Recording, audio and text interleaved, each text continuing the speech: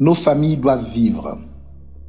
Une chose est sûre, cette pandémie du Covid-19 a plongé le monde dans une profonde situation de crise, dans tous les secteurs d'activité et à tous les niveaux de la société. Nous sommes en crise et quel que soit notre pays d'origine, notre carnation ou notre statut social, nous en ressentons les effets avec une grande acuité. Oui, nous sommes atteints et nous en souffrons tant individuellement qu'en collectivité. Nous sommes affaiblis dans notre mental. Nous sommes acculés dans nos portefeuilles. Nous sommes lésés dans nos activités et notre dignité. Mais pire encore, nous sommes atteints dans notre intimité, notre famille. Cette crise, décidément, ne nous aura pas épargnés.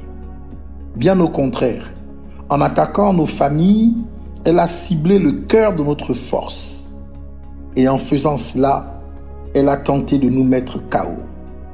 Pour lutter contre elle, nous avons dû nous isoler des autres et apprendre à unir nos forces à distance. Et c'est en cela même que nous avons puisé notre énergie afin de remporter la victoire. Mais dans tout cela, il est une victoire qui surpasse toutes celles que nous avons pu remporter sur cette crise. C'est que nos familles se sont séparées sans se diviser. Je sais que dans des conditions normales, la majorité des Gabonais peinent à joindre les deux bouts. Je sais que cette situation atteint son paroxysme aujourd'hui, quand je vois la flambée des prix des produits alimentaires de première nécessité et le mutisme du gouvernement face à cet état de fait. Je sais que cette situation tend à s'empirer quand je vois tant d'entreprises déposer le bilan et tant de citoyens, membres de nos familles, pointés au chômage, sans là encore que rien ne soit fait pour y remédier.